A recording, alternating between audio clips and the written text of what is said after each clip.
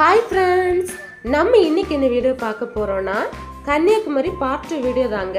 Boating போனதுல இருந்து இந்த வீடியோல பார்க்கலாம். கன்னியாகுமரி கண்ணாடி பாலத்தில் விரிசலா நாங்க போகும்போது எப்படி இருந்ததுன்னா நாங்க போகும்போது கண்ணாடி பாலத்துல விரிசல் இருந்துங்க.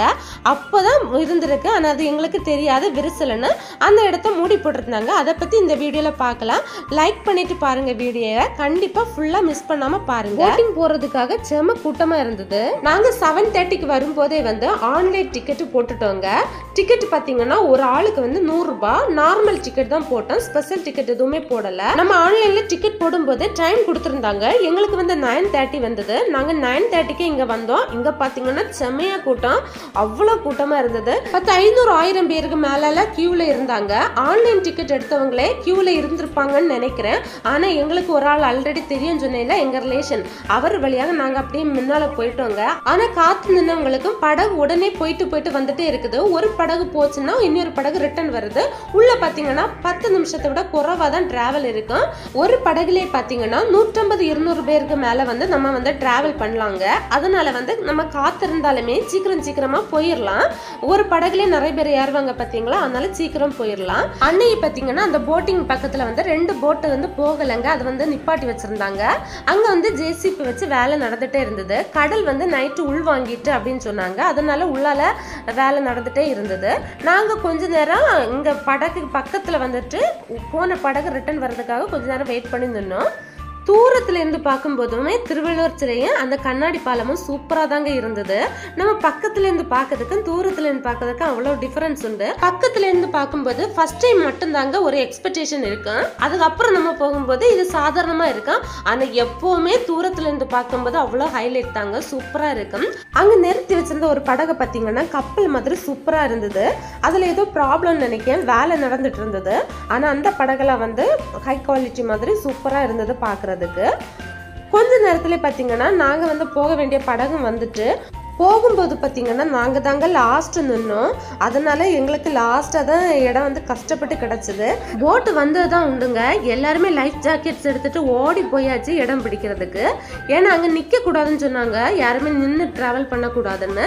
எப்படியாவது இருந்துதான் ஆகணும். நாங்க வேற லாஸ்ட்ல போயிட்டோமா. நிறைய பேர் பாத்தீங்கன்னா நம்ம தமிழ்நாட்டில் உள்ளவங்க கிடையாது, நார்த் இந்தியன்ஸும் உண்டு. அப்ப வந்து ஆம்பளை பொம்பளை எந்த வேறுபாடே இல்லை. எங்களுக்குமே வந்து ஒரு ஆம்பளை கிட்ட தான் இடம் கிடைச்சு. சீக்கிரம் உட்காருங்கன்னு சொன்னதுனால கிடைச்ச இடத்துல உட்காந்துட்டோம். ஃபர்ஸ்ட் இதுக்கு முன்னாடி ஒரு வாட்டி தாங்க போட்டிங் போயிருக்கோம்.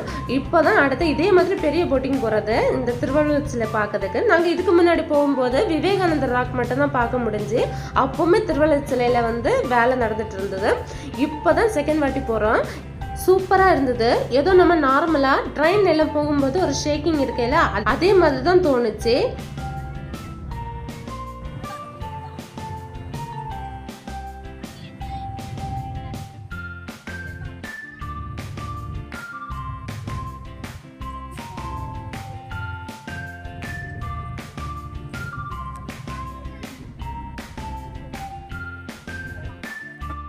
போட்டு பார்த்தீங்கன்னா பக்கத்தில் வந்தாச்சுங்க. விவேகானந்தர் ராக் பக்கம் வந்தாச்சு.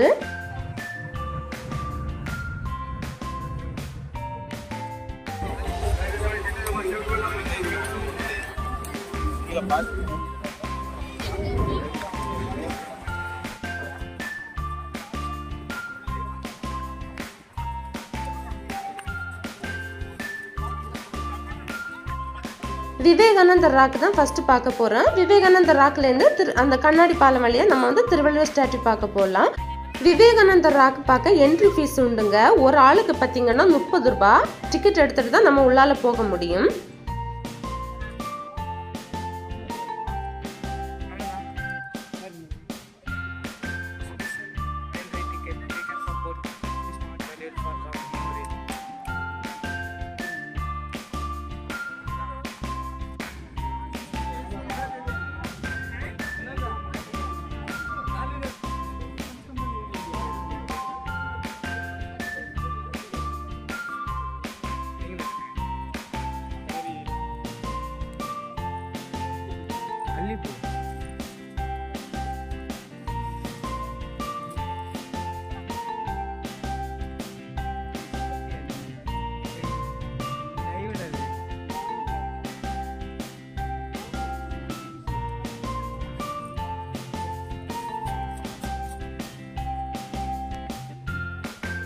விவேகானந்தர் பாறை பார்க்க அப்படியே நாங்கள் போயிட்டு இருந்தோங்க. அங்கேருந்து பார்த்தீங்கன்னா கூடங்குளம் அணுமின் நிலையம் கடலுக்குள்ளால பார்த்தா அங்கே தூரத்தில் தெரியும். நம்ம ஃபோக்கஸ் பண்ணி பார்த்தா அந்த இடத்துல பார்த்தா கிளியராக தெரிஞ்சுது.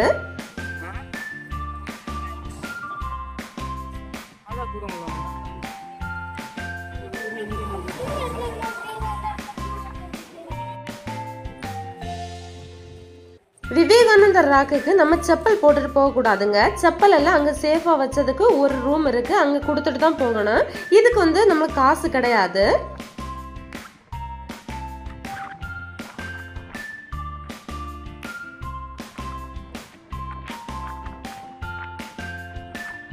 விவேகானந்தர் பாறைன்னு சொல்ற இடத்துல 2 மண்டபம் இருந்துங்க. இது ஒன்று பார்த்தீங்கன்னா ஸ்ரீ பாத மண்டபம்னு சொல்லி இருந்தது. இது வந்து விவேகானந்தரோட பாதம் அப்படின்னு நினைக்கிறேன், எனக்கு தெரியல. ஆனால் ஃபோட்டோஸ் வீடியோஸ் எடுக்க இங்கே உள்ளால அலோவ் பண்ணலை.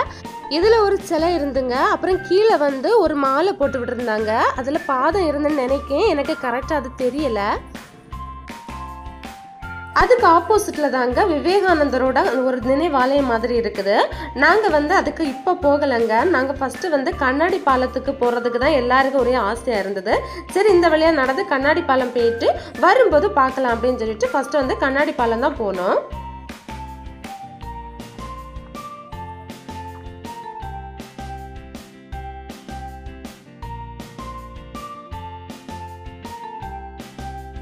கண்ணாடி பாலத்தை நடக்க எல்லாருக்குமே ஆசையாக தாங்க இருக்கேன். எங்கள் ஹஸ்பண்ட் பார்த்தீங்கன்னா எங்களெல்லாம் விட்டுட்டு ஸ்பீடாக முன்னால் போய் அங்கே போய் நடக்க போயிட்டாங்க.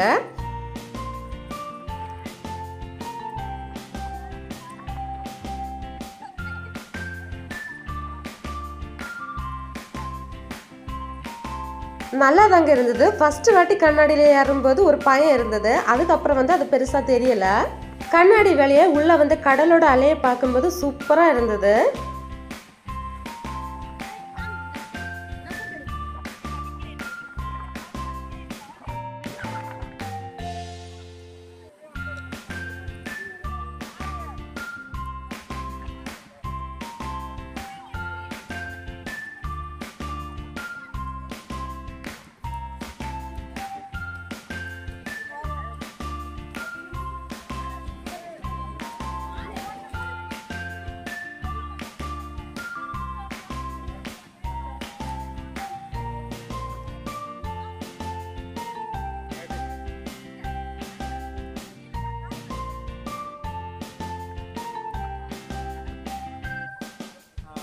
நாங்கள் போகும்போது அந்த கண்ணாடி பாலத்தில் விரிசல் தாங்க இருந்தது. எங்களுக்கு தெரியாது, ஒரு பகுதியை வந்து மூடி போட்டிருந்தாங்க. ஏன் அப்படி போட்டிருந்தாங்கன்னு தெரியாது. நிறைய போலீஸ் இருந்தாங்க. யாரையுமே வந்து கண்ணாடியில் உட்காரவோ முட்டு குத்தி நிற்கவோ ஒன்றுமே விடலை. நின்று நடக்க மட்டும் செய்யலாம். ஒரு இடம் மட்டும் அப்படி மூடி இருந்தது. இது கண்ணாடியில் விரிசல்னு எங்களுக்கு தெரியாது. நாங்களும் டவுட்டோட பார்த்தோம். ஆனால் எங்களுக்கு அப்போ அது புரியலை. அதுக்கப்புறம் தான் நியூஸ்லாம் வந்தது இந்த கண்ணாடி பாலத்தில் விரிசல்னு. ஃபஸ்ட்டு தெரிஞ்சிருப்பி நிச்சயமாக நாங்கள் அதுக்கு போயிருக்கவே மாட்டோங்க. பயமாக தான் இருந்துருங்கஞ்சி. ஆனால் நாங்கள் தெரியாததுனால தான் போனோம். ரொம்ப நாள் கனவு. அன்னைக்கு தெரிஞ்சிருப்பி போயிருக்கவே முடியாது. தூரத்துல இருந்து பார்த்தீங்களா அந்த இடம் வந்து க்ளோஸ் பண்ணி போட்டிருந்தாங்க. அந்த ரெட் கலர் இது வச்சு இப்படி தான் அன்னைக்கே இருந்தது நாங்கள் போகும்போதே.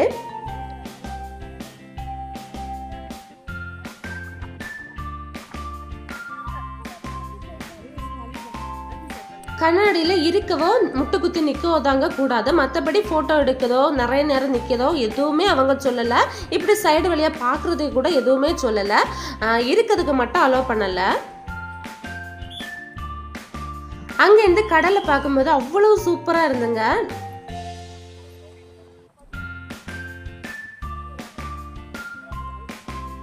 ரொம்ப நாள் கனவானதுனால நிறைய நேரம் வந்து நாங்கள் அங்கேருந்து ஃபோட்டோஸ் வீடியோஸ் எடுத்ததும் அப்புறம் வந்து ஜாலியாக வந்து என்ஜாய் பண்ணோம். ஏன்னா இனி அடுத்து எப்போ வருவோன்னு தெரியாது. பக்கத்தில் இருந்தாலும் நம்ம மாவட்டத்தில் இருந்தாலும் இது எல்லாமே ஒரு கொடுப்புனை தான். எப்போ நடக்குமோ அப்போ தான் நடக்கும். அதனால நாங்கள் நிறைய நேரம் அங்கே ஸ்பெண்ட் பண்ணோம்.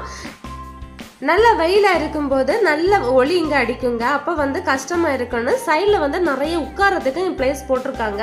அதனால நம்ம அதில் உட்காந்துக்கிடவும் செய்யலாம்.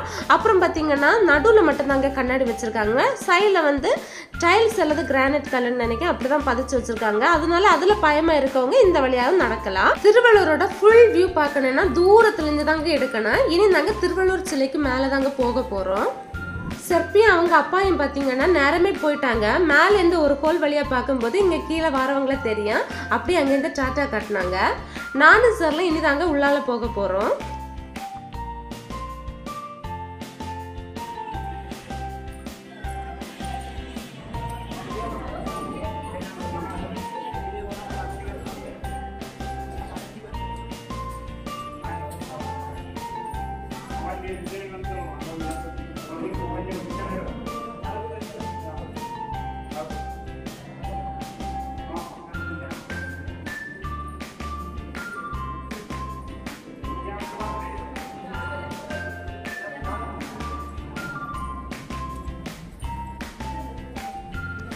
இந்த ஹோல் வழியாக தான் செர்பியும் அவங்க அப்பாயும் பார்த்து எங்களை டாட்டா காட்டினாங்க. இந்த வழியை அழகாக நம்ம பார்க்கலாம். கீழே இருந்து வரவங்களெல்லாம் கிளியராக தெரியும். அப்புறம் வந்து விவேகானந்தர் பாறை, கடலோட ஃபுல் வியூ எல்லாமே வந்து சூப்பராக தெரியும்.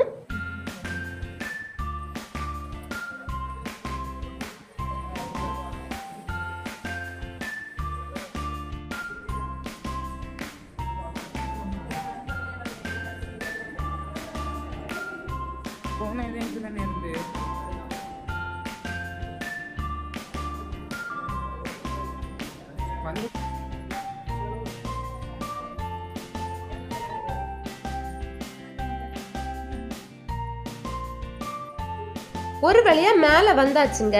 இங்க வந்து போட்டோஸ் எல்லாம் எடுக்கலாம். போட்டோஸ் எல்லாம் எடுக்கணும்னா நம்ம வந்து காசு அவங்களே எடுத்து தருவாங்க. நம்ம வந்து காசு கொடுத்தா போதும்.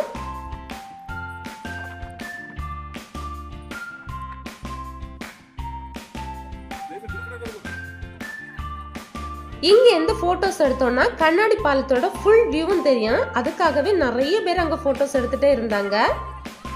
மேலதாங்க திருவள்ளுவர் இருந்தாரு. அவ்வளவு கம்பீரமா 133 அடியில ஒரு ராஜா போல இருந்தாரு. அவரோட காலை பார்த்தாலே அவ்வளவு பெருசா இருந்தது. நம்ம கீழே இருந்து பார்க்கும்போது அவருக்கு காலுக்கு கீழே தான் நம்ம நிற்போம். அங்கேருந்து ஃபுல் வியூவும் தெரியாது. அப்புறம் அதுல இருந்து பார்க்கும்போது கடலை பார்த்தீங்கன்னா வியூ சூப்பரா இருந்தது. முக்கடலும் சங்கமிக்கும் கன்னியாகுமரின்னு நான் கேள்விப்பட்டிருக்கேங்க. ஆனால் முக்கடலையும் இன்னைதாங்க பார்த்தேன். கடல் தண்ணியோட கலரை பார்த்தீங்கன்னா கொஞ்சம் பச்சை கலர்லேருந்து கொஞ்சம் லைட் ப்ளூ கலர்லேருந்து கொஞ்சம் வந்து அந்த பெருங்கடலுக்கு கலரில் இருந்தது. இதுதாங்க 3 கடலை சங்கமிக்குதுன்னு சொல்கிறது. தண்ணிக்கு நிறத்தை பார்த்தே நம்ம கண்டுபிடிச்சிடலாம்.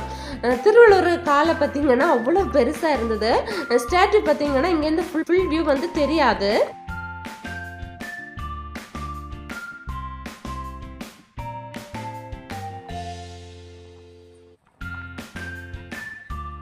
நாங்கள் அங்கெல்லாம் நிறைய நேரம் நிற்கலைங்க. காற்று பயங்கர காற்று. நம்ம ஃபோட்டோஸுமே கிளியராக எடுக்க முடியாது. கொஞ்சம் நேரம் தான் நின்னா. அது மாதிரி வியூவும் வந்து ஃபுல்லாக நம்மளுக்கு இங்கேருந்து தெரியாது. தூரத்துலேருந்து பார்க்கும்போது தான் ஃபுல் வியூ தெரியும். அதனால் பார்த்தீங்கன்னா கொஞ்சம் நேரத்தில் அங்கேருந்து நாங்கள் கிளம்பி வந்துட்டோம்.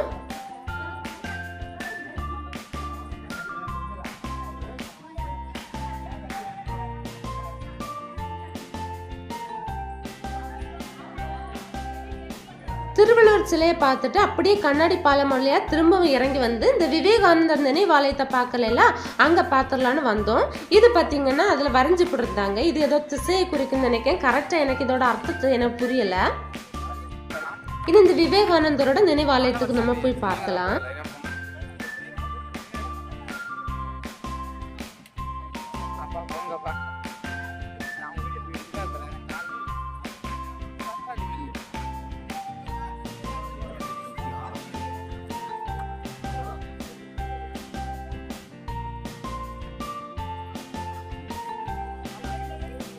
இங்கேயுமே ஃபோட்டோஸ் வீடியோஸ் ஒன்றும் எடுக்கிறதுக்காக அலோவ் பண்ணலைங்க. இங்கே தாங்க விவேகானந்தரோட ஒரு வெண்கல சிலை இருந்தது. வெளியே இருந்து வீடியோ எடுக்கலாம், ஆனால் உள்ளால அலோவ் பண்ணலை. நாங்கள் லைட்டாக ஒரு ஃபோட்டோ எடுத்தோம். இது தாங்க விவேகானந்தரோட ஆசிரியர் ஸ்ரீ ராமகிருஷ்ண பரமஹம்சர். அப்புறம் இது தாங்க விவேகானந்தரோட வெண்கல சிலை. அப்படி அங்கேருந்து போயிட்டு கீழே வந்துட்டோங்க. கீழே இறங்கி வந்துட்டு சர்பி வந்து வாஷ்ரூம் போனோன்னு சொன்னா இங்கே வந்து வாஷ்ரூம் எல்லாமே இருக்குங்க. மேல் அண்ட் ஃபீமேலுக்கு தனியாக வாஷ்ரூம் இருக்கு. தேவையானவங்க யூஸ் பண்ணிக்கலாம்.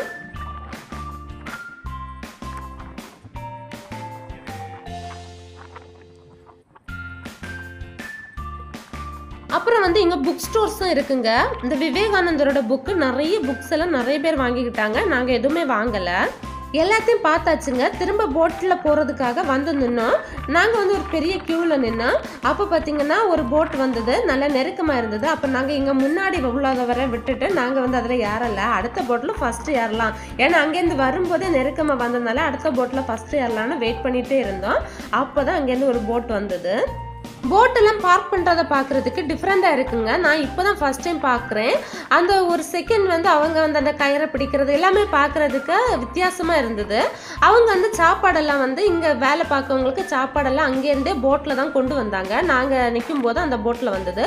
க்யூ பார்த்திங்கன்னா இங்கேருந்து பேக்கில் வேறு இருந்தது. ஆனால் நாங்கள் தான் அங்கே ஃபஸ்ட்டாக நின்னோம். அந்த போட்லேருந்து எல்லோரும் இறக்கி வெளியில் வந்துட்டாங்க, லைஃப் ஜாக்கெட்ஸ் எல்லாம் போட்டுட்டு.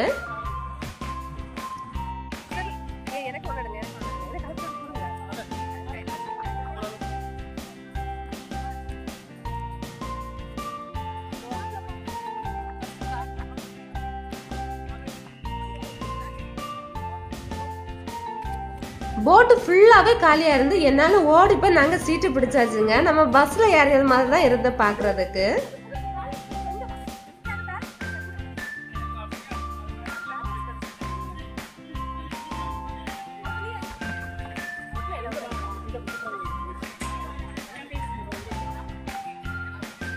நாங்கள் 3 பேர் ஒரு சீட்டில் இருந்து, செரில் பார்த்தீங்கன்னா எண்டில் இருக்கணும்னு பேக் சீட்டில் போயிருந்தா எங்களை கூப்பிட்டுட்டே இருந்தேன். நாங்கள் 3 பேரும் ஒரு சீட்டில் இருந்தோம்.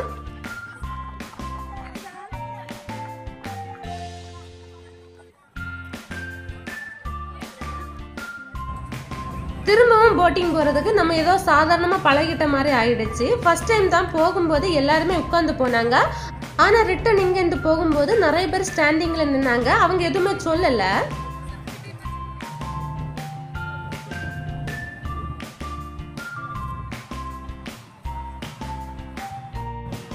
நாங்கள் இங்கேருந்து அங்கே போகும்போது அங்கேருந்து ஒரு போட் வந்து விவேகானந்த பாறை பார்க்க போயிட்டு இருந்துங்க. 10 நிமிஷத்துக்கு ஒருக்கா போட் இங்கேயும் அங்கேயும் போயிட்டே தான் இருக்குது.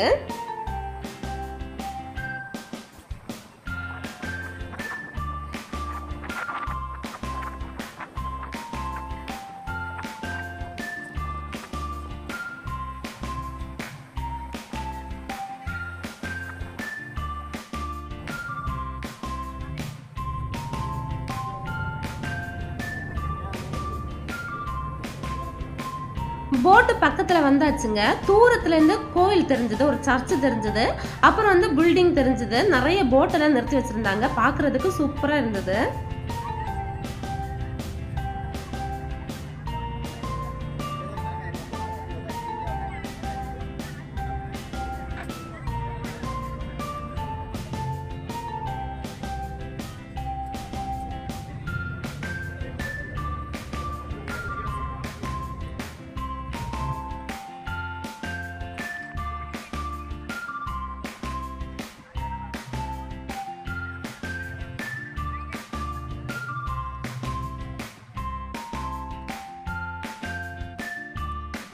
போட்டை பார்க் பண்ணுற இடம் வந்தாச்சுங்க.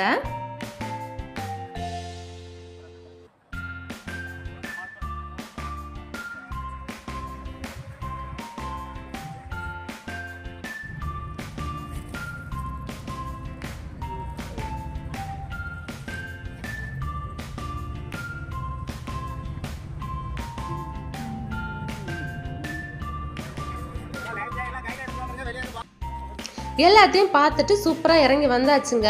எவ்வளோ நாள் கனவு, இந்த கண்ணாடி பாலம் வச்சதுலேருந்தே போகணும்னு நினச்சது. கன்னியாகுமரி மாவட்டத்துலேருந்துட்டு இன்றைக்கி தான் பார்க்க முடிஞ்சது. எல்லாமே என்ஜாய் பண்ணியாச்சு. நெக்ஸ்ட் வீடியோவில் பார்க்கலாம். ஓகே, பாய், நன்றி.